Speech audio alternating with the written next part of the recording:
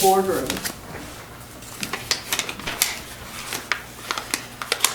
You know what? I bet I have to go get my, I'm gonna go get my laptop. I bet this one doesn't work.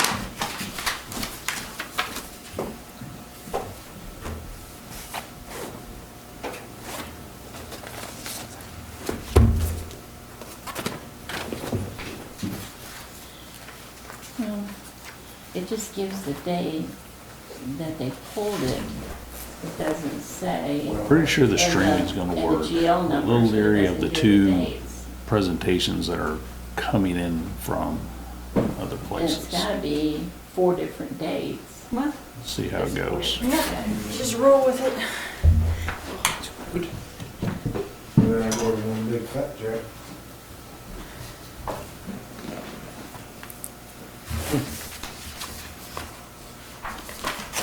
And I noticed that before, and I wanted to mention it. I know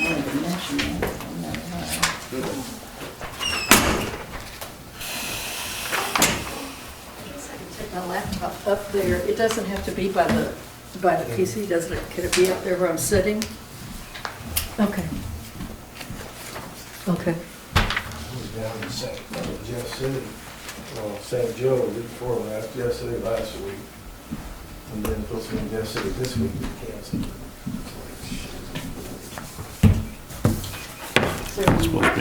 I'm supposed to be in Fargo this week, so I can't say I'm real close. Ben retired 3 weeks ago from fire department. This is social distance meeting, is that what's going on here? Looks like it. So I was unemployed for 24 hours.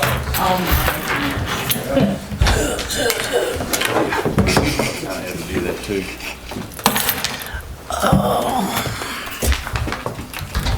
All right, let's see here. Is this Kristen cooking?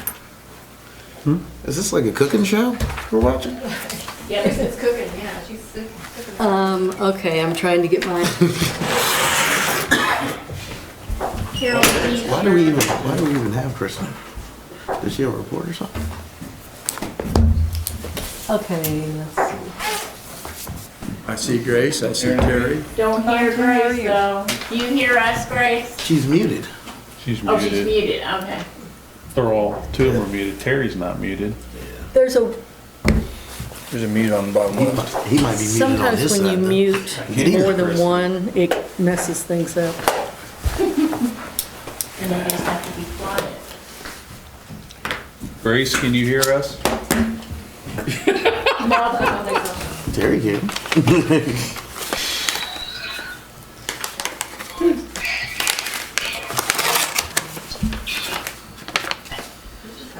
Who do you have?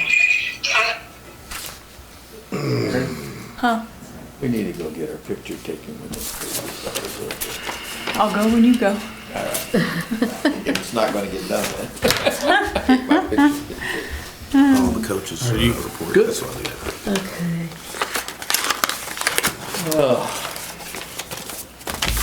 You have many left on campus. 130 probably. 130. More than should be Mostly there. international. No, Oh, that's the part that irritates me. A lot of Missouri and Kansas kids. really? Yeah. Did any of them go to spring break in Florida? I don't talk to them all that often. They're coming home sick. Y'all got about 10 buses over here. You gonna bus them all? My kids are spread all over the world right now. Hello, everyone. Can you hear us now? Yeah. I hear you. Carol, can you hear us Can now? you hear me? Yeah, yes, I can hear you, Terry. Yes, it is, sir. Can you hear me, Dr. Mayor? Well, I'm Yes, I can hear Grace. getting ready, hang on just a second. Diane's microphone is muted. It says mine is, but, oh, that's the one It's over there. only when you're not talking. It mutes the, I I'm going to turn that one off. think. What program are we using there? This is Google Hangouts. Google Hangout?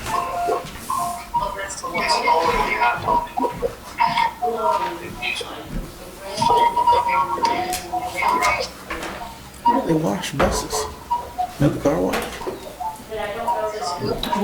Aaron, I got to thinking about you. Well, where were reimbursing drivers $40 for bus washes? I think you might have been the beginning of the coronavirus last year when you were sick. 2 months. That was terrible. I thought about that. I thought about that too.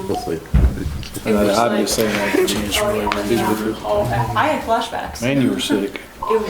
It was rough. I had it twice actually. Was that? Last year, just a little bit before, She was sick for 2 months. yeah, like right at the turn of the I year. just don't remember seeing that before. Yeah, so I got the flu right after I had something else. Think about mine in November.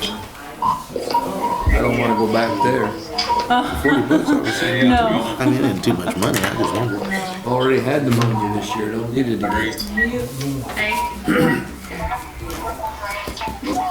That was a fun time.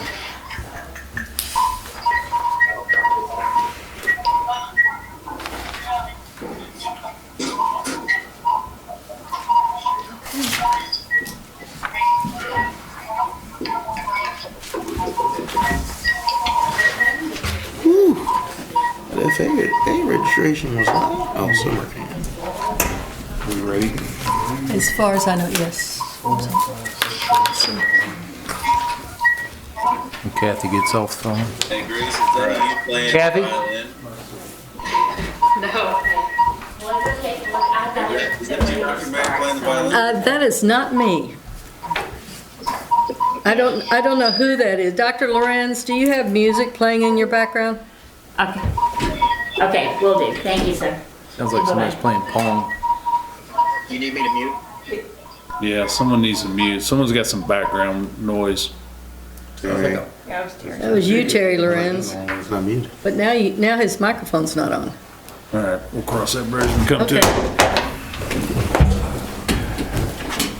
I pledge allegiance to the flag of the United States of America and to the republic for which it stands, one nation, under God, indivisible, with liberty and justice for all.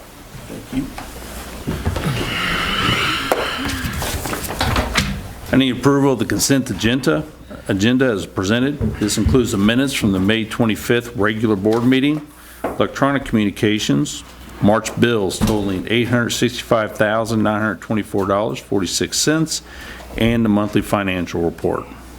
So moved. Kathy? Have a second? Second. Tim, second. All those in favor? Aye. Aye. Thank you.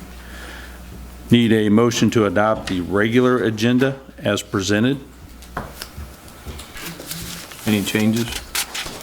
I've not been told of any changes. So move. Second. Ed, second, thank you. All those in favor? Aye. Thank you. We do not have anything underneath old business. We'll move to new business. Underneath new business, we'll have the Assistant Superintendent report from Dr. Lorenz. Are we ready to go? Yes. Yes. Yes. Okay. So I was like, I think I had 4 things that I sent out to you. I'll just try to work my way down through them. The E-rate proposals were the biggest questions. Just a refresher for those that are new, or it's been a year since we've done this, but E-rate is a federal program that subsidizes us financially. We get a guarantee because of our free and reduced lunch numbers. We get a guarantee of 80% off. So our outlay is 20% on all E-rate funds. We always end up purchasing Category 2 items, which include the cost for our wide area network and also for our internet access. We've been working, we've had MoreNet in the past. The MoreNet fees had risen to $15,938. So we're in transition period where we have MoreNet and MMU with our wide area network, and then we'll transition out of MoreNet to whoever you award the internet bid to as well. But so the Category 2 items, the internet access, the one that's being recommended. So we're at 250 meg right now, our bandwidth, and we're at a place where we are ready to go up to 500 meg. And so we try to use that indicator to cross-reference with everybody. Bluebird is actually the parent company of MMU. They both put a bid in on it. Sockets was the third bidder. They were out of the running. The 500 meg Bluebird at $920. I don't have my calculator. Hold on. Oh, there it is down there. I put it on there for you. So it's $920 for the monthly cost. Then there's an additional $160 per month for the IP. We have to pay an additional fee for the subnet mask. And then there's one-time installation of $1,000. Their total annual price is $12,960. The 500 meg from MMU was $1,575 a month, which ended up being, hold on, 15 seconds.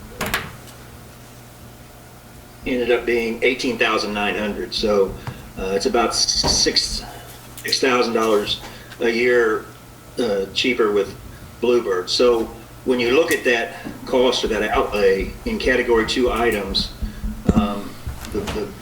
the less expensive bidder, which was Bluebird, at $12,960, we're actually our internet subscription cost would be that would just be 20% of that. So the $12,960 would actually cost us about $2,592 a year, and you can do the math on that. But that's the way category 2 items are laid out.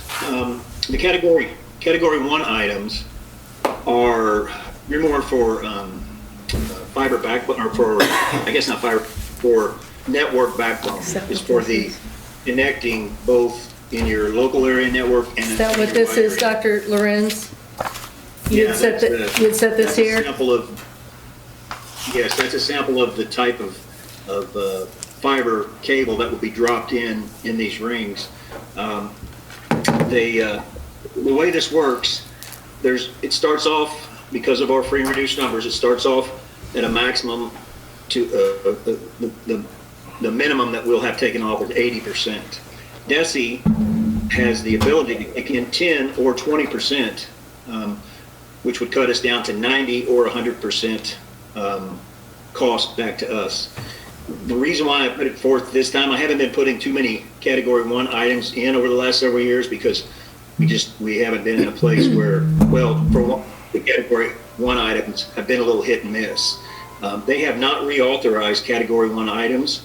There's a good chance this could be the last time they authorize category 1 items. These type of purchases work a lot like the vocational monies, where we put bids forward. When we signed, since we only had the one bidder for the fiber ring, so we're looking at 2 fiber rings, one around the high school and one around Spainhauer. The one around the high school would pick up central office, career center, IA, the high school, and then the entire sports campus, all in one ring.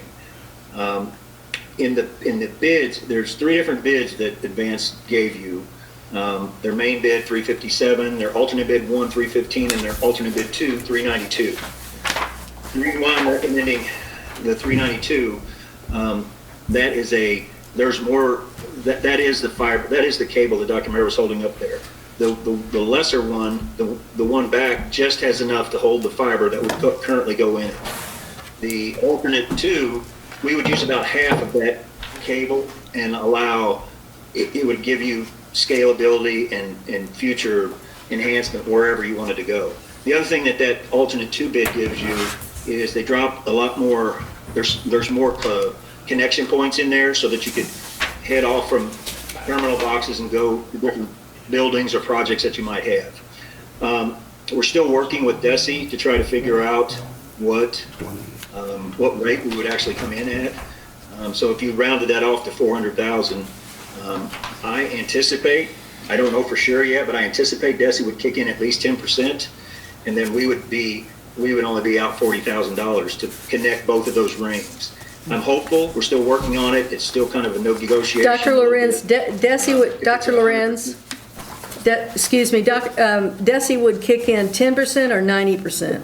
Or They would kick in 10, And up to 20, I thought he Correct. And said. the E-rate would be 8. and then the other funding would be the rest of the, Yes. most of it? Okay. The FCC E-rate program kicks in 80% for us, so that's Okay. off the top. Then DESI has a range of 10 or 20% that they can add additional based Oh, on our okay. situation. Now I our understand. circumstance.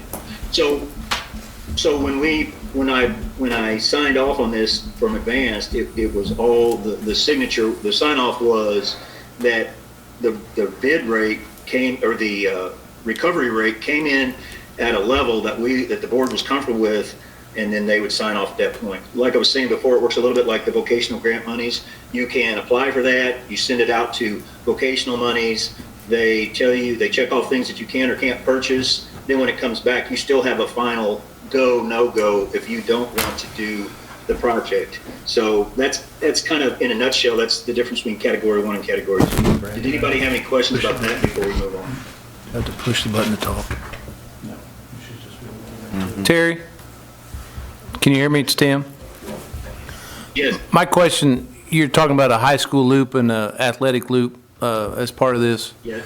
I think it's important that whatever we do, if we did decide to expand the high school at any time, 5, 10, 15 years down the road, that we have the ability to, we don't have to upgrade at that time, so that we had enough connectivity and bandwidth to operate with, go from 800 kids to potentially 1,600 kids. Very good point. While we're on that subject, I mentioned to Keeper and the guys laying the fiber map, because I don't know where you guys are headed as far as future construction. I told them that the area between the high school that may or may not eventually have a building connecting the IA, I wanted to minimize any kind of barrier that we had to take back up. So they're aware of that, and they're going to stay clear of that when they make this. It'll be one big continuous ring that actually it's going to allow a lot of things. It's going to allow cameras to be placed, digital cameras to be placed everywhere. It's going to allow phone access all the way out to any of the sports complexes. It's going to pick up central office that wasn't really picked up before on our high-speed fiber. It's going to improve our connectivity on the high school campus and on the Spain-Hare campus. So, yeah, trying to be as proactive as I can be with any kind of future expansion where you might want to go.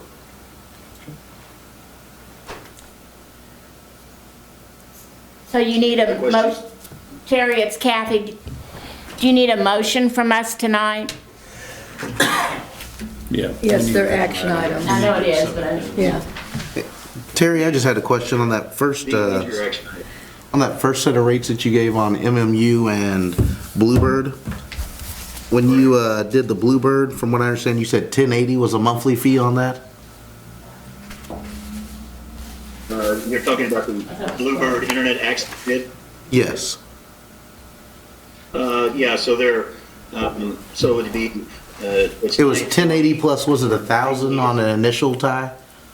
You got a one-time. One-time fee of 1,000 with 1080 a month? Yeah, correct, one-time fee of 1,000, which, and then after that, you would be 1080, correct? You'd be Right. 1080. And then MMU was 1570 every month with no one-time fee? 1575. 1575? One-time fee, and they've included the subnet mask in their price. I'm still not seeing that Bluebird Yeah. price, that 10 something. I see 920. You got to add the 160 to it below it. 60. I see it now. Terry, how does Bluebird get internet here when they don't, do they already have internet here? Do they have their own fiber? How do they get it here? They actually feed MMU. They are the parent company MMU, so they do have the feed inside town here. They're the parent company. MMU gets their service. Well, I understand it. MMU gets their service from them. So basically, MMU is just taking a percentage out of the middle, the way I understand, from Bluebird, who provides it to them, and then MMU would provide it to us. So it's basically a cost for a middleman, I think, the way I understand it. Okay. I thought MMU was the parent company. Yeah. Keeper and I were both surprised. When Bluebird showed up, we did a little checking. We were both surprised. I thought MMU was going to be the lower of the two on that. The way it pans out, it still allows MMU was the only bidder on our wide area network connectivity, so they're not completely cut out of the loop. There's actually one for each bidder.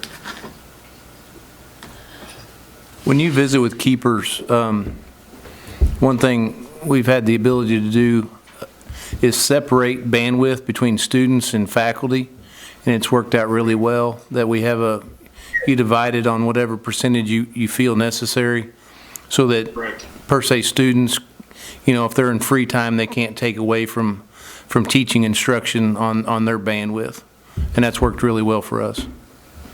Yeah, we have our network subnetted, and we can go even more. I mean, we are getting to a place where we have closer and closer to having full scalability, so that we can open up or decrease or increase any group or body of people.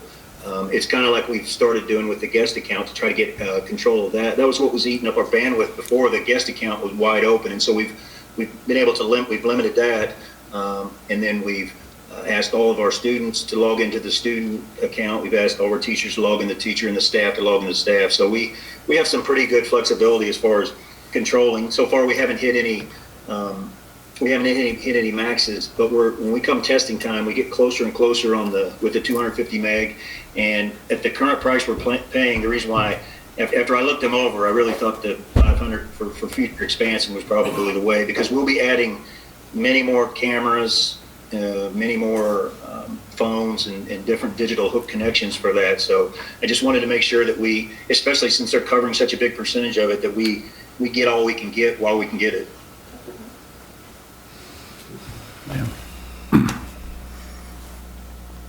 Okay. Any other questions about E-rate? Any additional questions for Terry? So how do we separate this out? We got to do three. I got them all right here. Okay. Okay, so there'll be three different votes on this one. First one is going to be for the wide area network connectivity bid. There was only, the only bidder, which was MMU. And so we'll need a motion to accept that bid. So moved. Second. Kathy seconded. All those in favor say aye. Aye. Thank you. Our second item will be for the fiber connectivity project bid. There were two bids underneath this one. Bluebird had a bid, and Advanced Communications had a bid. Advanced Communication actually had three separate bids. They had a main bid, alternate 1, and alternate 2. With Dr. Loren's discussion, he is recommending that we look at Advanced Communications alternate 2 bid. That is $392,046. What's that?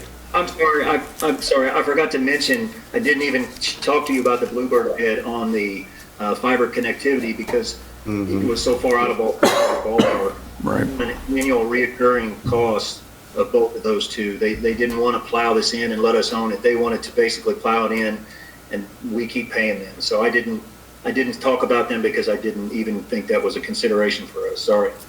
Nope, that's fine. Thank you. Is it 2 or 3? 2?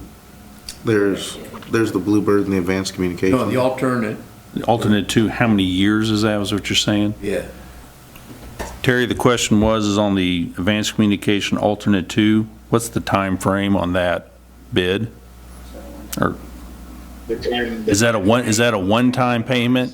Is that a one-time price?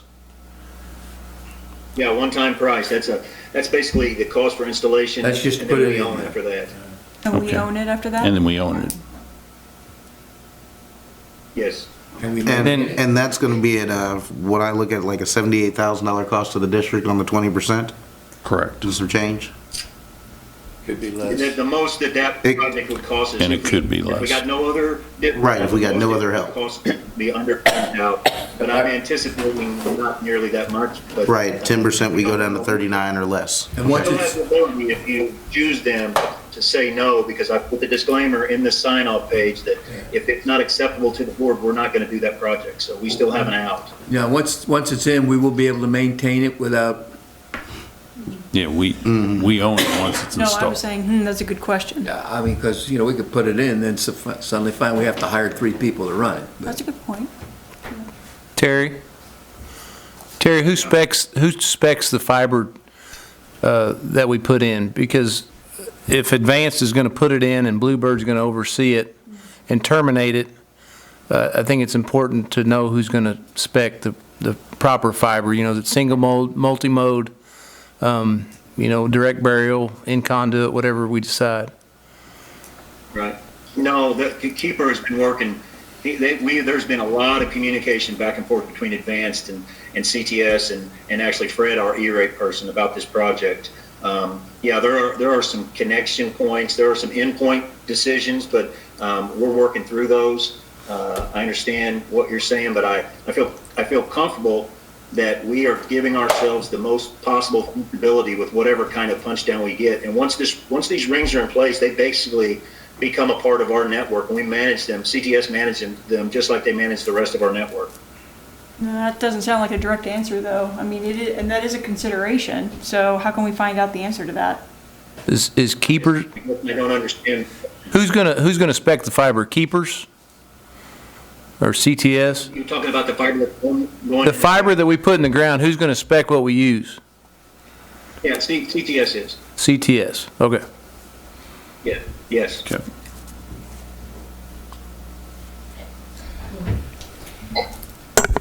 And then CTS will maintain it if there's any problems. Yeah, it becomes part of our network just like anything else. And if we have any issues with any type of connections or whatever after the initial installation, then that would be us. But right now, I think the way we've got it set up and the way we're planning to set it is the connectivity between all the buildings. Plenty of collection points around the stadiums and the sports venues that we have the ability, as needed or as if we see need to expand. Any kind of expansion beyond this would be on us for sure. But Okay, but what's the addition? What charge is CDS going to do to maintain this? I mean, is there going to be an additional charge from CTS for maintaining this? Because this is above and beyond what we've been doing. No, there may. I mean, it's like all places.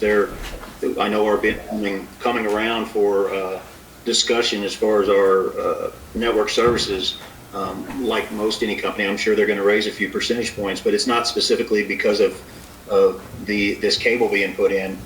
It would just be normal operating procedure. The cable could actually make their job easier. It's going to make it a lot easier, actually.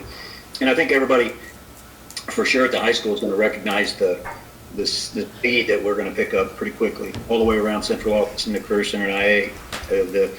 The speed is going to be pretty substantial, and then when we drop 500 meg on top of that, we should be set. It should be set for many years into the future.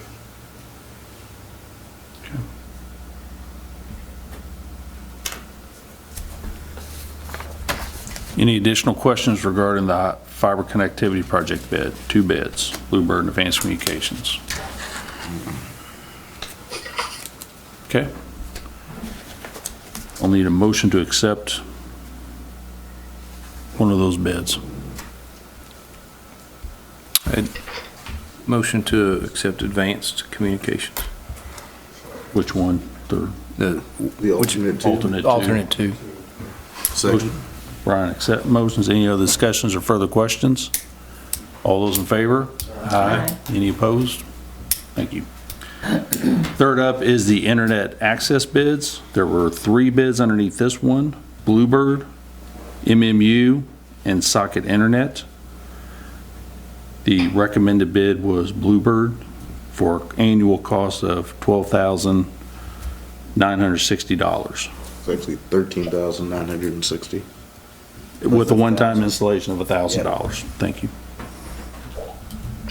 Okay, I need a motion for I that. make a motion that we Brian? use the Bluebird bid for the 500 megabyte. Second. Ed, second. Any additional questions or discussion? Bluebird owns MMU, then I don't know why they're bidding against themselves. Yeah, that's, Yeah. They must just be partners. It's weird. They're a part, I just looked them up on some old news articles, and it seems that we partnered with Bluebird, we being MMU, partnered with them on some things. That's not an ownership partnership. Nevertheless, yeah, I'm fine with calling the question. Okay. So with that, all those in favor? Aye. Opposed? Thank you. Okay, thank you, Dr. Lorenz. And then, just a couple of things. Go ahead. The main hour construction project continues on. There's work going on today inside getting some rough plumbing done inside the building, even on rain days. So, it's being hampered a little bit by weather. I still believe that we're in a place, if we can just catch a few days of nice weather so we can get this roof on, so that the rest of the contractors can get inside. Hopefully the virus doesn't start shutting down either suppliers or construction workers. We're keeping fingers crossed for that. So, I mean, we'll clear itself up in the next 30 to 45 days. I think before we get too alarmed or too. I know that Excel is over the top committed. As I talked to you guys before, they are paying these subcontractors to come in, and they're paying the overtime for them to be here on Saturdays. They spent thousands of dollars on rock to get pushed down in there where it's so soft, so those heavy block movers can keep moving. We are planning. We plan every 2 weeks at a construction meeting. We are getting things done well out in advance because we know we have some things that we can get through some of the paperwork to be prepared as they come. So I still feel like we're going to make it, even though the weather's kind of hampered us. But like I said, I'll have a clearer picture by the 1st of May, and we can decide where we feel like we're at from that point. Any questions about the construction? No, sir. Nope, none here. One last thing, I was approached by MMU. They've been talking to me actually for several years about the fir trees out around the stadium. I met with MMU, and then we met with Poor Boy Lawn Service. He's an arborist. There's a couple issues there. They're so tight in there. They're starting to kill each other. They're starting to kill each other off. We had talked one time about thinning the trees out. MMU's offered to take the trees down. If you decide to take the trees down, we definitely want to put a fence around that side of our campus. They are at a place where they're going to come in and prune those. They're going to top those down.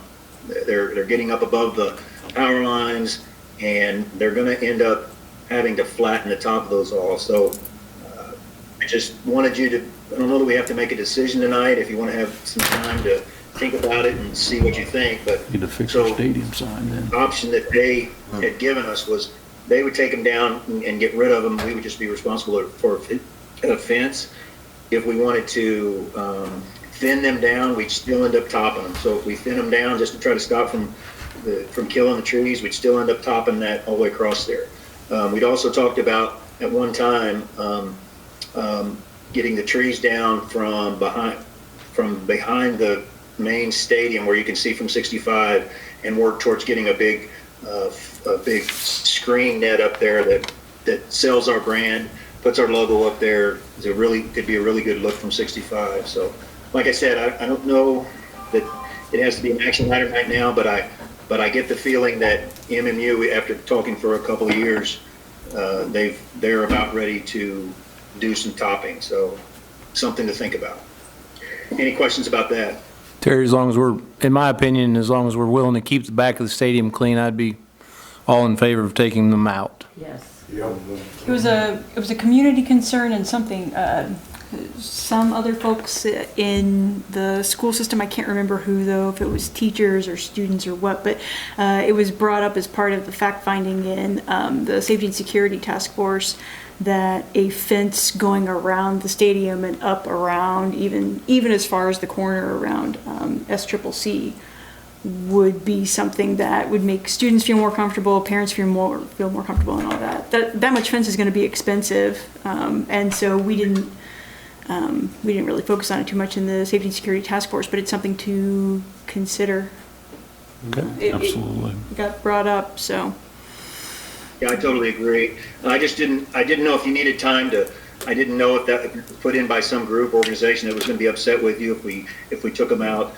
We won't get a better offer to the cost it would take to get those out, but you're right, it would costly for the. It's gonna upset me, honestly. Oh, no. We'll give you one. Terry, if we take them down, will we take the sign off, that Yes. sign up high, we'll take that down? We'd redo it. Yeah, well, Just gotta be Redo redone. It has to be. I was gonna say, why don't you just get a bid maybe? Yeah, let's, On yeah. what it would look like for some fencing and maybe a backdrop kind of thing, and we can have some options to look at. And maybe when the weather gets a little warmer, we can let MMU sounds do what they good. wanna do. I think requesting a bid's a little broad. I think we need to, do we want the bid to be similar to the fencing that we already have, or, there's so many, Brian, you just want a similar Right. fence? Terry, I think that we have to, we don't have the kind of money to put a 10-foot fence up or a barrier type of fence. I think it would have to be something similar to what we have in the stadium, yes. could you hear that, Terry? Just a similar fence to what we currently have, just a per foot bid to put it in, and Like a six- Like a 6-foot chain link 6-foot fence. chain link Mhm. fence. Well, how about a plan, Yeah. okay? And then bring it to us, and, Yeah. because they need to go, that's for sure, but we need a plan of action before we act. Yeah, gather some creative thinkers and bring us some options, or we can create our own options. Can we even save one Yeah, or I two hear. of them? Thank you. Have to Give take a them to you look for at them. Christmas, Eric. what'd you say, Dr. Lorenz? They're in pretty tough Yeah, I shape. hear 6-foot chain link and then the Six. cost for the net screen out in the back of the stadium, taking down that old sign, is that what I heard? Yeah. Yeah. Why don't we try that to start, and maybe if you And wanna repairing- garner a little bit Yep. of opinion from a few folks while you look into it. Cecil's gonna Okay. roll over in his grave. I will good. move That won't be the forward on first that. time. The only last. That won't be his first roll. Us dinosaurs are gonna I go. would just like for you to, if you would, to talk about the bids on the paper. Oh, yeah. So we have bids out currently on the paper for next year. For copy machine paper? I didn't realize that this COVID virus was making paper even more scarce. We had a bid, we have two bids. Well, one's not even a firm bid. We have a firm bid for $23 a case, but you have to buy a whole truckload. That's 840 cases. We typically buy 600 to 650 cases. I've spoken with the surrounding school districts later.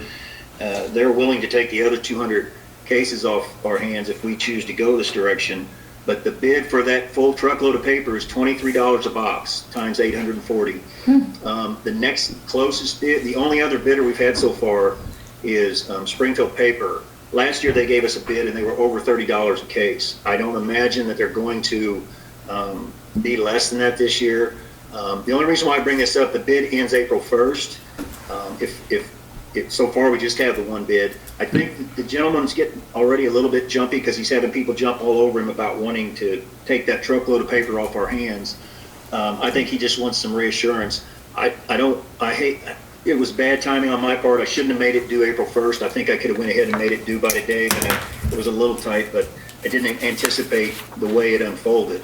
What I'd like to do is for you to be able to give me permission to accept the lowest bid,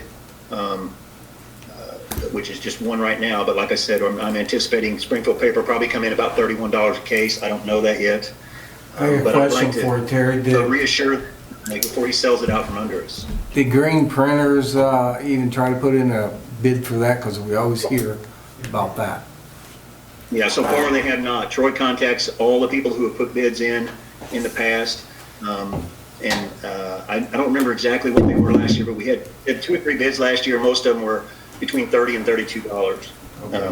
I will double check that. He told me he contacted all the bidders that have previously bid on this. So I'll make sure if we decide to make a decision to take They the don't make lowest paper one, there, or at least so- assure the guy. They're just a distributor. And who was your lowest bid from? I don't have the company name in front of me, but they were $23 a case, but you had to take a whole load. Which was 860 cases? 40. 840. 840. Then you got 840 is on a extra for truck next load. year, right? It's about a $6,000 savings to us. We're always gonna need paper. Terry, I wouldn't recommend selling any paper. If you bought the whole truck, I'd store it. Buy the truck and keep it, yeah, I agree. I just 19,320. wanted to have an option if everybody thought we were going too overboard, but I'm okay with donating it, sorry. No, because it's probably gonna go up anyway. So we're talking about the lowest bid per box price as opposed to total price, right? Per unit price as opposed to, We could probably do it either way if we want to, Yeah, I'm just using the box price as a unit price. because we know we got a set price of, what, 19,000? Yeah, 840, 19,320. 23. Yeah, 19,320. And the other way is 600 times 30, 18. What's the thought? I think it's a good deal. I think go with the per case rate. I'll make a motion to accept it. Second. Are you doing it on? Are we per accepting case the or- lowest bid? It's not on the $23. agenda. No, yeah, we're it gonna is. make the Yeah, it is. It's on the agenda. It is. Oh, it is. Yeah. The $23 Yes, lowest bid. Ed's motion is that we'll accept the lowest per case bid. Right. Harry's going to second that one. Any other questions or discussion? All those in favor? Aye. Opposed? Thank you. Okay. The last piece I had was just briefly in the summary I sent to you guys was about the crisis plan. Obviously, it's a document and it's a fluid document. I'm going to turn it over to Carol here just a little bit. It's probably easier to, so there's not so much lag here, but it's a fluid document. I think we're anticipating upgrading that this year, especially with the safety task force bringing things to the table. So it's strange, certainly strange circumstances with this virus, and certainly things that we can look at and look to get in writing and do better. So I will turn it over to Carol from there. She can talk more if she wants to talk about COVID. Right now we have Ian, who is going to talk to us about some ideas he has for the high school and high school credits. So he's been very patient, waiting. So Mr. Verts, would you like to take it over? You're going to have to unmute your mic. I'm going to mute mine. I am unmuted, I believe. Can you hear me? Yep. Yeah, we so can. Hear you and see you. I'm sorry about that. I'm still learning how to use this technology, apparently. I just wanted to speak to you guys briefly tonight. Before I get into all that, I just wanted to lift up our teachers and people that have been working extremely hard to provide for the students in our district. Amen. Okay. All right. So Marshall High School's goal is to provide students with an opportunity to learn and move forward in their academic programs. And while we are acknowledging the extraordinary disruption we are all facing. And so what I did was I went ahead and put together a proposal. I talked with every teacher in our building yesterday via in person or by email, or excuse me, by Google Hangouts as we are right now. And I gave them this proposal. There's a couple different parts to this proposal, and again, this is a draft, a proposal. This is not what we're doing. This is a consideration for the board and other members that are available to help in this decision. The goal or the purpose is to define credit acquisition processes for students enrolled at MHS for the second semester. We are an outlier from the rest of the district in that we are credit-based, and some of our seniors obviously are depending on these credits, and the rest of our population is depending on these credits to continue forward with their education and to have as smooth transition into a new year as possible, if we get to that point. So here's my considerations, my proposal. I think first I'd like to start with those considerations, which is All students must have access to new instruction and assessment for new grades to be given. So we cannot provide new instruction to some and not to all. IEP goals and accommodations must be followed for new instruction, and other legal considerations must be taken before we can move forward with new content. I propose that we allow students to make up or improve existing assignments from the semester to achieve a better grade. I propose that we provide opportunities for each one of those students, but we have to be able to guarantee that. And so what we've done at the high school is we've worked to gain a better understanding of the access of our students. I think moving forward, this will be a question that we ask students at the very beginning of the year when they enroll. One, do you have access to the internet at your house? 58% of those students, that everyone received a survey in their email, Google Gmail, all students. 58% responded that yes, they do have access to the internet. 5.3% stated no, they do not have access to the internet at their house, and there were 36.7% of the population that has not responded. Do you have a device at your house? 54% said yes, 9% said no, and 37% said they do not, or they did not respond, excuse me.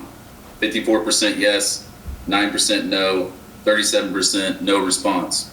What I've tasked my teachers to do along with this survey is once we receive that data, and I spoke with them yesterday, was to get them connected with all their Altime students. They each have Altime rosters. And for every student that did not have a response on this Google Sheet, they had to contact by cellular or by phone, the parent contacts that are listed in SIS. They then transferred those to a sheet, and we've compiled this data. This is new to today. Tomorrow, those numbers will be even better because we have teachers and staff members that are attempting to make phone calls right now. So you can see from this information that access at home in itself, 5.3% of our students say that they do not have access. They've already responded. They do not have internet at their house. That's roughly 40 students, a little less, 35 students that do not have access in their homes currently that have responded. I would say that that number will probably increase since the no response is at 36.7%. Is there any questions on that data? No, sir. So,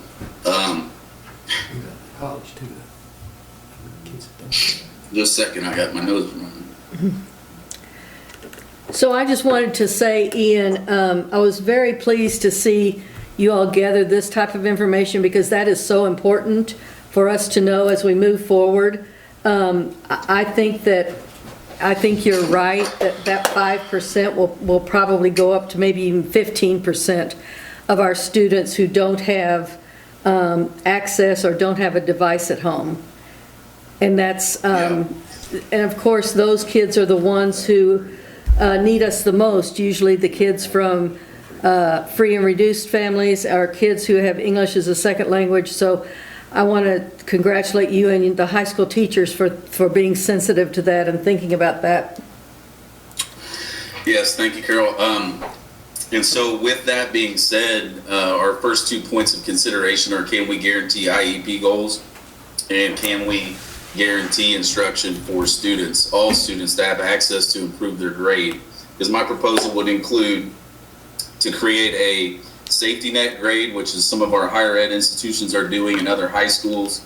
The safety net grade basically is we finish the third quarter and up to March 16th before school is canceled, we would take that student's grade from SIS or make sure all those documents were graded and see what that score is. And then at that point, no student's grade could drop below what it currently is, but it could be improved depending on what parameters we would set up. We could say you can move up 2 letter grades, or we could say everything's on the table. You can redo everything that's on your list, and we'll give credit based on the evidence of your learning that you have provided for us. There are some challenges with this. For instance, trying to provide assessment retakes and things like that from an accountability standpoint and reliability standpoint. Those are going to create issues. Same thing with assignments. But definitely with assessments. So I think the assessments, in my proposal, the assessments would remain. Students would be allowed to complete projects, assignments to improve their grade. But again, this would require us being able to give that opportunity to every single student. And we can do this. Even if we don't have internet access, we can do this. I believe in the team that I have.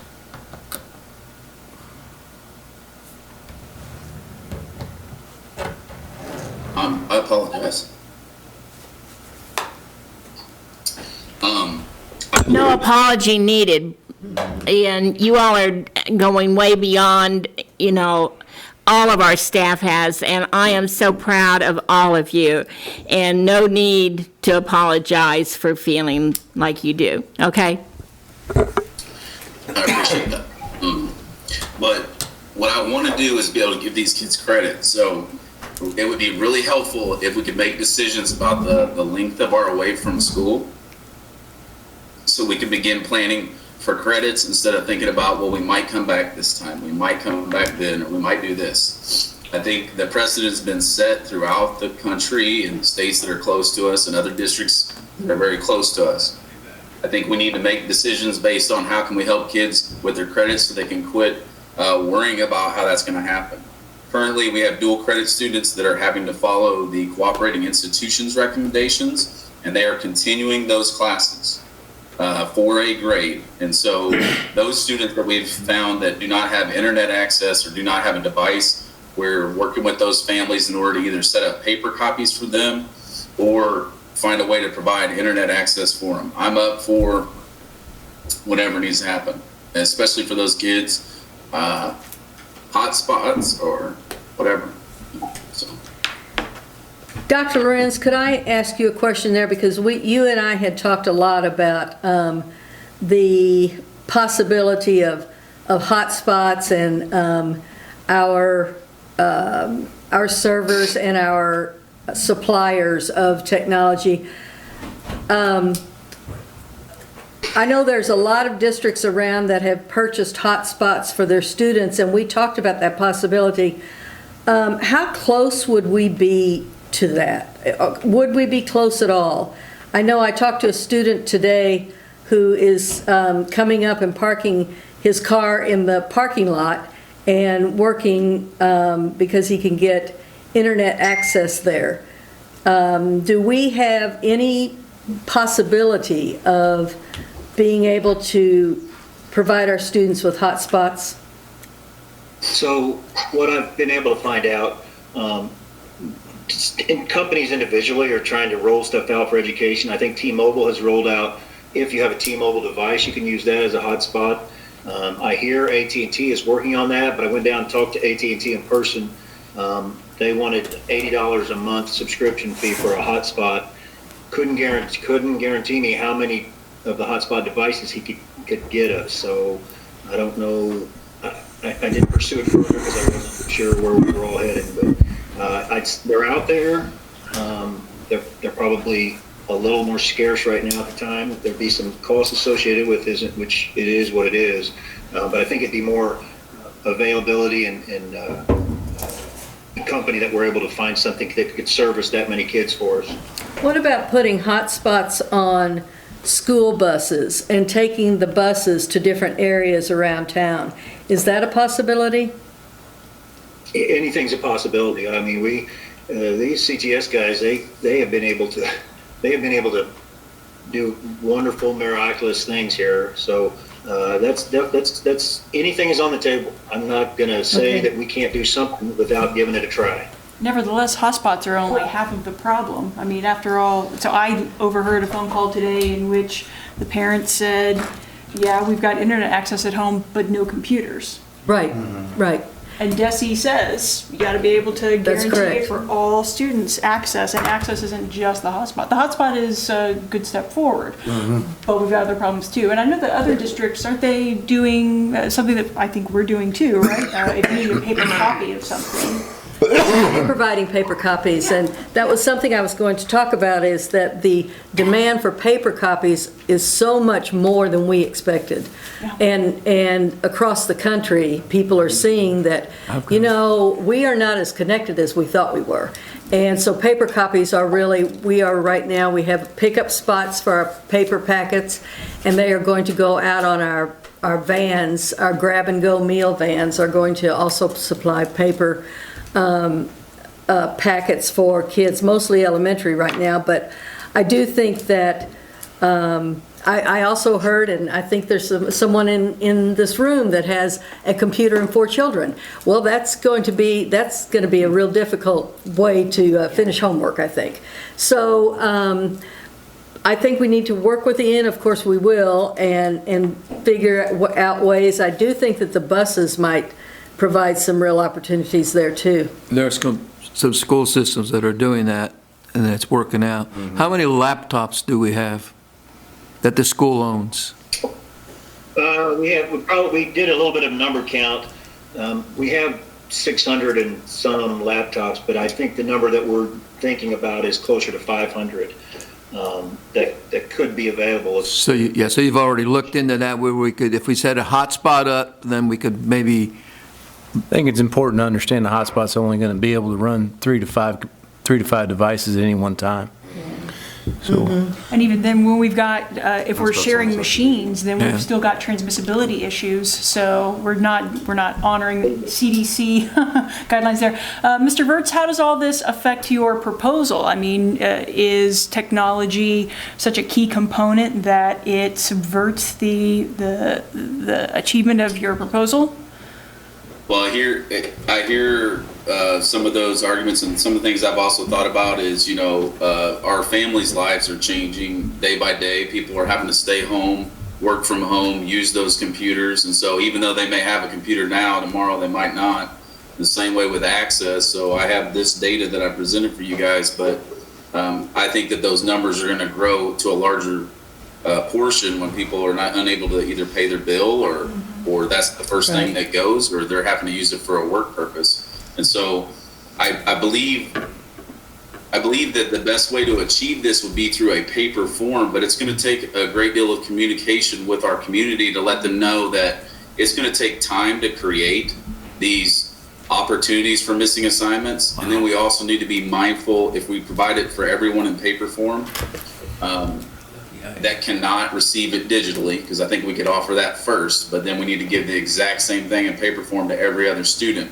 That would require whether we mail it home, deliver it, or print out for pickup. But again, it's going to take a bunch of time in order to organize that and deliver it on an appropriate amount of time and get it back and get it graded and give the students feedback on it. So to me, the turnaround on all of it would take the rest of our semester. It would take multiple days of somebody printing out stuff and organizing it. And then you're asking, depending on what the government tells us, who's going to go do that? Ian, it's Tim. One of the better ideas that I've heard goes along with your paper idea is my nephew, his children are getting their assignments on Friday for every class that they have on the school bus. The school bus driver delivers those assignments to each bus stop they run their basic route, and for the people that don't have the internet capabilities, they drop off Susie Smith's homework on Friday, and then that particular bus driver picks it up the following Friday. They have everything is printed for those students, and then they pick it up the following Friday, and then it's graded by Monday, and then that's the goal, and then they were able to continue to work the following week on the next week's assignments. So. And Tim, how are they delivering that to the teachers? Are they running a route to all the teachers' houses? The bus driver drops it off on Friday and then picks it up the next Friday when he drops off the next group of homework. Probably picks it up from the school building, correct? He picks the homework up from the school building, drops it off to be done at each student's house, and picks it up in some sort of bag and takes it back to the particular teachers and drops it off for them to grade Susie Smith's homework. And then they can, that way, those children have drop off and pick up, and they never have to go to the school, and the bus driver is the only one and I'm sure the bus driver has an assistant to keep everything organized. I don't have all the logistics, but. The driver basically would drop at each school, and then Yes. school. I was going to say, somebody's going to have to sort it, is what you're saying, Ian, at some point in time when it's picked up. It's obviously very important to keep everything organized. At the school. At the school is where it should go. Right. So bus driver. Yeah, but it's going to have to be sorted by school. on the bus. That would be. It's a much smaller school, and it's the logistics. Sounds like a good The idea is there that it's just an opportunity to help a lot of students that may not have that opportunity. At least one of the bigger school districts in St. Louis is doing it such that the parents have to show up at X day. I can't remember if it's Wednesday. I think it's like a middle of the week thing. But anyway, so you have to show up X day and get your students' homework. And then you have to drop it back off. A similar idea, just centralized location. And that might just be because it's a bigger district. That's the third biggest district. I think the parents picking it up, or the student being able to walk to school would be the best and most simplistic to make it work. But the school bus just enabled people that may not have the opportunity to drive to get their paperwork. The kids know where their bus stops are. Yep. So Ian, one thing that I wanted to ask you, you had said that we need to figure out a way to make some decisions as to what the school year is going to look like for kids. So kids don't have to wait, our high school kids in particular don't have to wait and worry and wonder about when school, if school's going to resume again. Could you explain that a little bit more detail? Yeah, I can elaborate on that. I was referring more to definitely a student-centered approach and making sure that they have what they need. But the bigger concern is until decisions are made by those governing people, like we're facing with having to wait to do this or that from the federal or state or local governments, whatever, telling us what the next step is. It's the same thing with this. It's just on a smaller scale. And so until we make decisions about how long we're going to be in school, we have to hold off these plans longer. And so that's what I was referring to. We need to decide, okay, what is the direction that we're going to go? Do we want to try to obtain credit for our students, or do we want to go based on third quarter grades and that's it? Because we have a week or so into the fourth quarter or more. But primarily their grade is based on that third quarter grade. If we were to stop and cut them off right now, if we give them an opportunity to improve that grade, we can't have new instruction because we don't have, we can't guarantee that we can get that to them. Mm-hmm. A couple of contingencies that I was looking at in regards to like the bus stop or parent pickup or whatever, transportation is going to be the issue. I think we can get around that piece as long as we have the freedom to move. I think there's going to become a time and a place whenever we're going to be restricted to our houses. And so I don't want to overpromise and not be able to deliver on a proposal. And I think with the ever-changing part of that, the quicker we can make that decision, we could get paper copies in their hands, or they could say, yes, I received this digitally, and then we have a submission date, whether that's us going back and picking it up or whatever. I believe in the once a week going around and picking it up, but it's going to require staff members in buildings to do that. True. Ian, I personally don't. Somebody's home printer can handle that. I don't see any scenario that we'll be back in school by the end of the year, just personally. I know Columbia Public Schools announced today that they were extending their leave until April the 27th. The city of Columbia is in shelter in place. Are they? Well, almost. Most businesses are, only essential businesses are open now. So I think that from what I understand, most of the Kansas City schools have set April 27th now as their date. What is it that would work the best for your, for your consideration, for what you want to do? What would work the best for you? I think being mindful of our,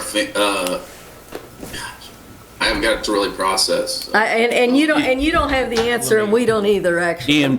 Ian, moving forward here in these next couple weeks. For the teachers that serve the students, okay, they need to have a plan to follow. Right now, we've given them a plan to get through April 6th. Right. We can follow that plan through April 6th.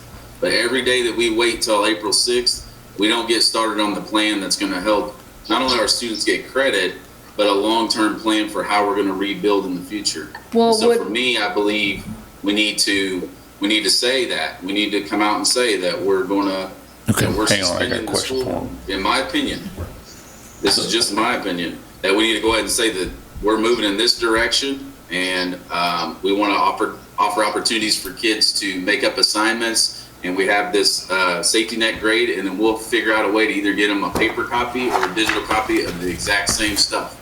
All of the stuff they've already had instruction on. And their teachers would be available to them to answer questions. They have office hours 8 to 3 every day. Okay, Excuse me, Brad wants. Diane, can I say something real quick? Go ahead. I'm sorry. I just asked my husband, who's a police officer, about essential employees, and he said most likely it's going to be a local decision. If a community goes into shelter in, that we could, as a local community, say that our bus drivers delivering paperwork would be an essential employee at that time for the school district. I understand. I'm hearing, Ian, that teachers would have to be in the buildings, that part. But as far as that is something we could move forward until Marshall goes sheltered in, that teachers could continue to provide copies to the print shop to make those packets. He does believe that essential is based on a local decision, just like, is it the Walmart people, is it the Aldi's people, is it the people who are serving us through drive-through at McDonald's? So we might be able to make some kind of plea to our Marshall community to say, could our bus drivers be an essential employee to help our school district continue as much education as possible and support for our students in their learning environment. That's what I just thought I would let you all know, that could be something we might be able to do. Short, brief. Brad had a question for you too, Ian. Ian, moving forward, so basically what we need to do is we need to make a decision saying that our third quarter grades are set. We'll call them the safety grade like you did, and now safety net grade. Moving forward, we're going to say at this point in time, we're going to give you the opportunity to improve on that grade based on what you've already done. That would probably be, if we made that call tonight, that would allow you to start moving forward with that piece, wouldn't it? Yes, very much so. Then the team can get together and we can start figuring out what are the logistics to get all these makeup assignments to every single kid that doesn't have access, and digitally teachers making connections to get them those makeup assignments. And so there is meaning to the work at that point. I believe in practice. Even if they had a 90%, they could get to 100% if they can demonstrate the evidence of it. But I do advocate for the assessments. I think there's some things that we would have to talk about. So I would probably at this point say if we can make a call on that, then I can work on a proposal with the team that would be more sound than what I brought to you tonight. I just was trying to put that together. Okay.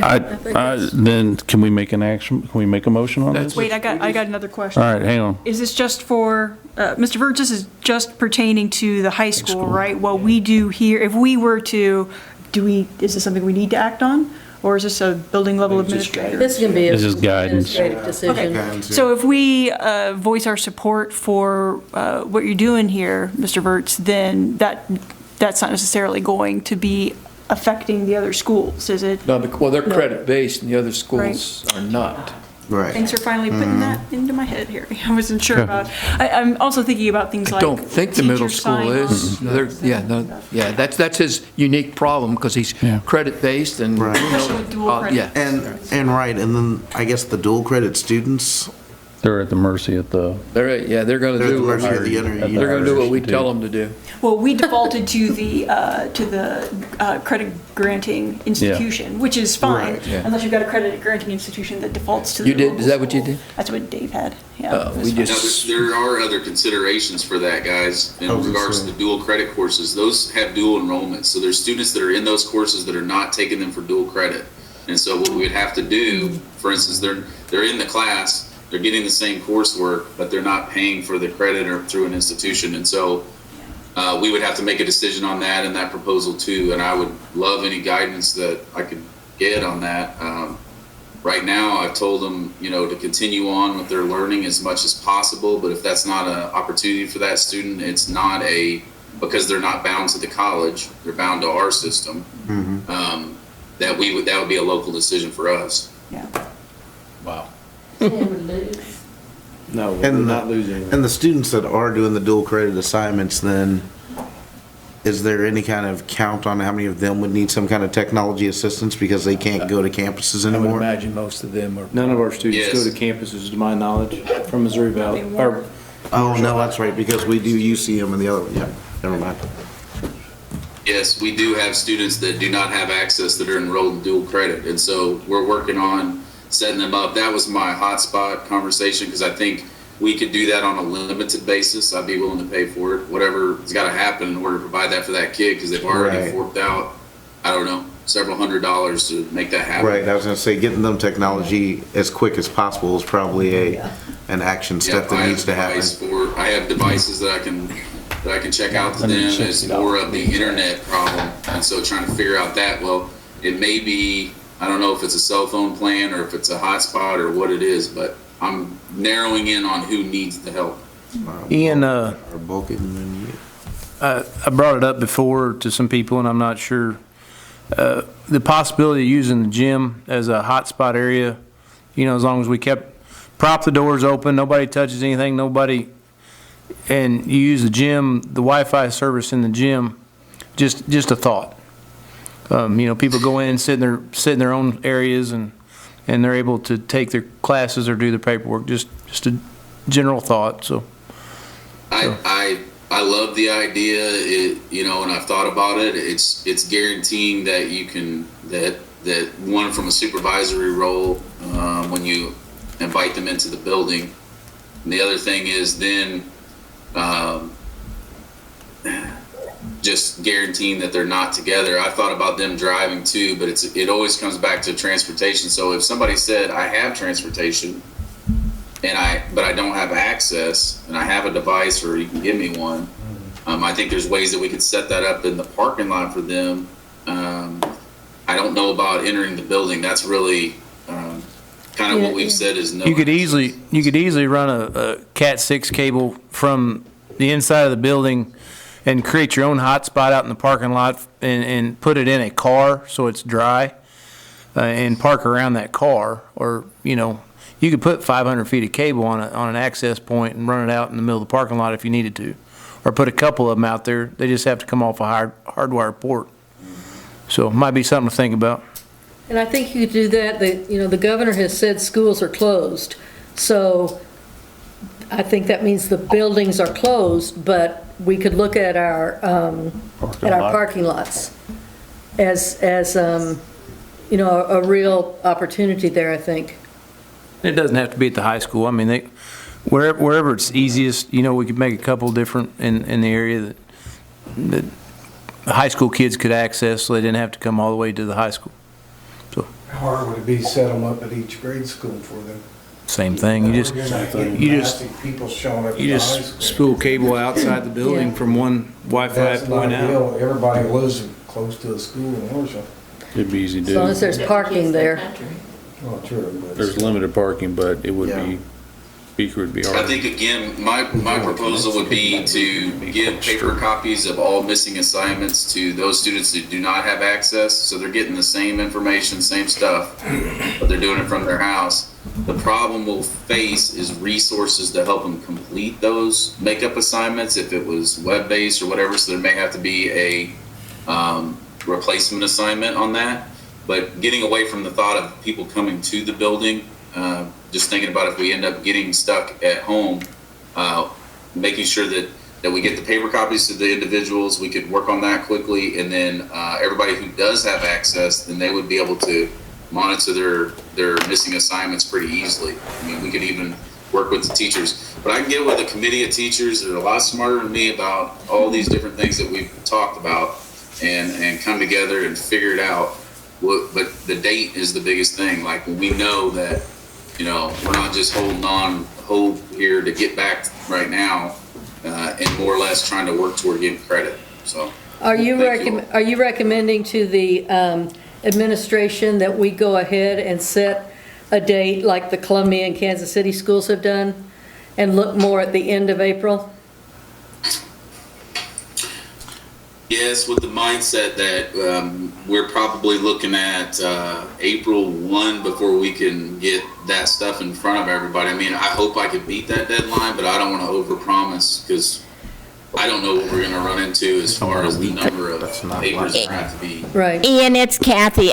placement assignments. I think we need to work on the third semester grades first, and then with an eye about what we do going forward. I think the kids need the chance to, fix what grades they need to fix or improve them in other cases, and work on that now, and then as we're going forward, see what else we need to do. I think we're spinning our wheels here when the third quarter grades are the most important at this point. Ian, I think you guys have done some good work. You've got some good groundwork and some good ideas coming out. agree. I think you just finished pushing them off, and it sounds like you have all our support on coming up with a plan and what we need to do. If we're gonna have to reconvene because it's gonna cost some money, then we're gonna have to get back together and find out what hotspots are gonna cost us or whatever we can do to support that other part financially within the district. So, but I encourage your team just to come back with a plan on what you need to do to support your students. What else do you And we'll need from support us? Yeah. What else do you need from us? That was my question. Yeah. What do you want from us right now? What do I need from the board? Yes. Yeah. You have our support. He needs a date. Yeah, he needs a date. He needs a date. I'm not sure what's going on. Can I add something about the paper copies? Sorry, this is Kristen. Who's talking? Kristen. Kristen. Kristen Meyer. Of the people that don't have computer access at the high school, only about 25 have requested paper copies. So if they had a computer, I think that they would, if we had a different plan, I don't think that they're going to do the enrichment. That's my own opinion. I'm off now. What's the implication of that? Like, what are you saying, Kristen? I'm saying the people that don't have internet access aren't making an effort to get the work. We're always going to have that. Yeah. Yeah. Well, I think there's a lot of things to consider there, Kristen. It could be that they don't have an advocate at home that's helping them do that, or it could be We have to find a way to reach them. they're if we trying to can. take care of their other 4 siblings. There's a lot of reasons why somebody might not respond. I think we reach out and support, and we allow that to happen. as it's Well, gonna be. and it seems like it should be an opt-out. If you happen to have a computer at home, great. But if you don't declare that you've got a computer at home, we are mailing you the materials then, right? So you have to tell us that you Yeah. don't want us to mail you that I'm stuff. having to do that with college students. Yeah. I think at the bare I've got minimum, college if you don't hear a students thing, you that put it in do the not mail. have Internet. Right, yeah, if you don't hear anything from them, they opt in. And Kristen, we can only do so much to, we can't force anybody to do anything. If they aren't participating in the enrichment, we can just hope that they are happy and safe and all those things. And if they have the opportunity to work with us on improving their grades, then that's just gravy. And this is where parent support comes in too. We always ask for the parents to be involved, and this is a huge chance for the parents to be involved with the high school kids to make sure they get their credits and they're not coming up short later, or that our seniors get the best world possible for their grades to go to college, hopefully next year. Ian, I guess. I don't see why we can't do that. I think after listening to everything here, I believe we need to move in the direction of we're going to work toward having a solid proposal in front of you that will guarantee the delivery of any makeup assignments to a physical address if we do not have contact with them via internet. I think that's what we need to do. And that's going to start with communication from the central office in regards to what is our district's plan in regard to student grades and the finishing of the school year. One letter explaining to every single family. That's it. So we can guarantee it's getting there if we send it to their physical address. I guess we can't guarantee it, but we're sending it to their enrollment We address. made a good faith effort. And Best effort we can. One letter that clearly articulates a clearly thought out plan. I like the way that sounds, nice and clear, nice and to the point. I'm not getting a series of Yes. letters. That sounds like something I can get behind. I think we also need to focus on the dual credit kids and making sure that they have access because their classes are going to go on without them. If they don't have. on them, we're on top of that already. I have I've enlisted Shannon Gottmer to call every single one of those families. Every one of the dual credit teachers are also to reach out to every one of those families or email them if they've said they've had access. And so we're doing in the last 2 days, those directives I was able to give to make sure that we have that. So we're really close on dual credit people. We're going to be able to give them what they need right now. It's the other students that have from now until May 22nd that we need to get a paper copy in front of those families and say, hey, we're going to provide an opportunity for you to get this grade based on whatever we decide as a team that's on that document. Sounds good to me, sir. Good luck with you and your team. Thank you all. We appreciate it. Hey, big guy, this is Harry. Keep up the good work. Yeah, you're here. Thank you. Doing great. What about that date he was talking? Ian, I We will need to get in touch make it- with you in the morning, okay? You and I We need to can talk write about that it. letter together, and we can have a date. I have a couple of interviews in the morning, but Okay. when I get done with that, I'll definitely do that. We'll do it at your convenience. While I have the board, they said, what can we do? Just continue to support, the administration, because I know they're working hard. I think your teachers Thank did a good job too. From what Thank I you, saw. Ian. Wow. That's a hard act to follow, Mr. Verts. A lot of what I had to say this evening has to do with the things that Ian was saying, and I think I've asked our teachers and principals in the last 2 days to do what we usually do in 43 days of a quarter. I've asked them to do a lot. They have just impressed me so much. They have really delivered in so many ways. Besides access to actual internet or devices, we've got a number of students who are English is their second language. We have students who don't speak the language or don't speak it very well. So I've asked principals and teachers to be able to have what those kids need to support their educational needs also, and that is huge. I know that I've put a lot of stress and a lot of pressure on teachers and principals, but they have so stepped up, and they are just amazing people. So I've asked them to move mountains, and they have. So I want to thank the principals and the teachers. I know they're working very hard out there, and this is good. This is going to be a really great reflection on our students. And for anybody who doesn't know how hard you're working, we're going to do our very best to let them know. We've had, there have been several, and in I think the central office administrators will communicate at length, well, not at length, but in depth tomorrow, and come up with that date for you, so that you don't have to wait beyond a day. I feel confident about that. I've had several students and some parents get in touch with me wanting to know about when we're coming back. I don't know that. Desi doesn't say, the governor doesn't say, so I don't know that. But the two areas, and I know you've heard this, Ian, is they're concerned about prom and graduation. And we are concerned about prom and graduation also. Those events are still scheduled as they were before, but we're going to move ahead and try to help our kids, help our seniors to have as a special and memorable experiences they possibly can have in 2020. So we've got a lot of work to do, but I just feel so confident in our people and so confident in our teams. As I stated before, there will be no statewide testing this year. The MAP and the EOCs have been canceled for this year by the commissioner. The ACT test, I believe, Ian, is rescheduled now for June the 13th.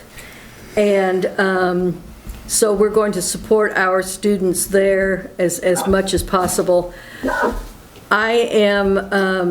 I'm very concerned about the impact of the economy on school finance and what that will mean to us moving forward. I'm just about to get in a really, really deep and intense work on our budget for next year, and this crisis has certainly done a lot to kind of slow me down and slow the way that I'm thinking. I'm in touch with Jim Paprick and Mindy Coslett from the Teachers Association, and we're going to get busy and work on our budget, salaries, salary schedules, that sort of thing, but it's going to be extremely impacted now by this crisis. One of our very bright spots is our food service and social work teams. Today they served 874 meals. They've just been, and it took them one day to get up and running. We were serving meals before any other long before any other school district. I have to thank them and really sing their praises also, like everyone else in the district. We talked about paper products, and I think it's a good idea to keep as much paper as we possibly can. It looks like we're going to be using it quite a bit as we head towards the end of the school year, and however that looks this year. The elementaries also have a lot of great things going on with their students. They have created Marshall Elementary Spirit Weeks, where every day they send home somehow through paper, written, or through social media or through their devices. For example, they have Monday meals. Create a menu and assist or prepare the meal. Take a picture or draw your family enjoying the meal. Then bring that back to school to share. We have forts on Fridays. Using anything from your home, make a fort. Take a picture of yourself reading in your fort. Tall Tale Tuesdays, write a story about an adventure to share when you come back to school. And then make a public announcement about how people can help during this crisis and how they can help keeping their classmates from being bored at home. So they have tremendous ideas down in the elementary level also, and I'm very proud of them too. So I just have to sing the praises of our people. We've got such fabulous people that work here in Marshall, and I'm so grateful to the hard work that they've done the last week and the hard work that they're going to put in the next few weeks. And that's what I have. Okay, thank you. Any questions for Dr. Mayer? How many, you said about the students that do not speak English well, is that primarily in the lower grades, or does that manifest itself all the way up through the high school? I would say that's primarily in the lower grades. But Diane, are you still available? Grace, Grace is actually the administrator. What was the question, Carol? I'm sorry, I couldn't hear it very well. That's okay, and I probably should be asking Grace. She's the administrator, but both of you know this better than I.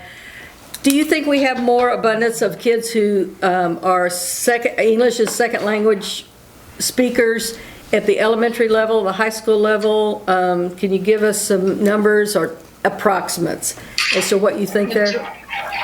Majority of our numbers for ELL, Grace, correct me if I'm wrong, are probably K4, K5-ish, because they start to they go to monitoring after that. Correct? Yes, that's correct. Right now, I'm looking at our numbers. We have 296 students identified as ELL students.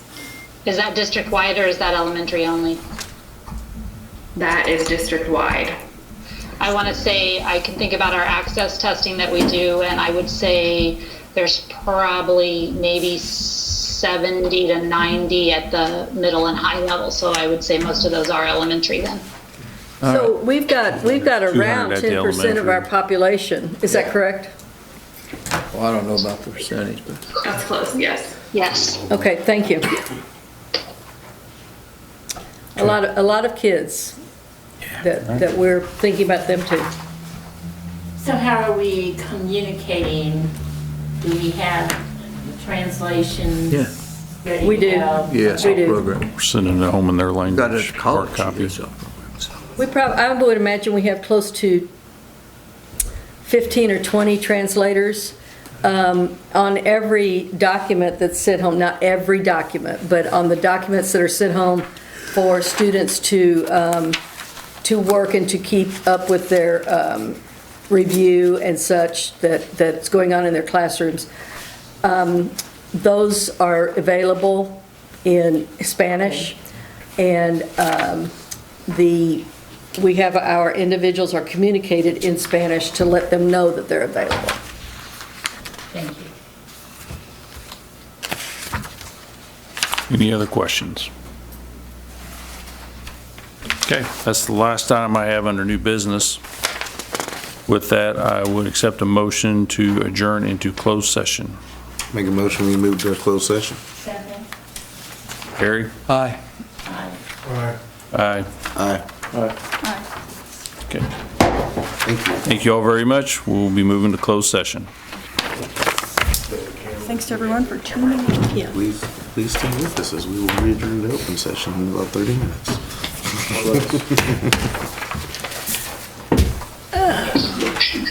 Carol, do you need us to stay for closed session? Let me take a look real fast at our employee list. Can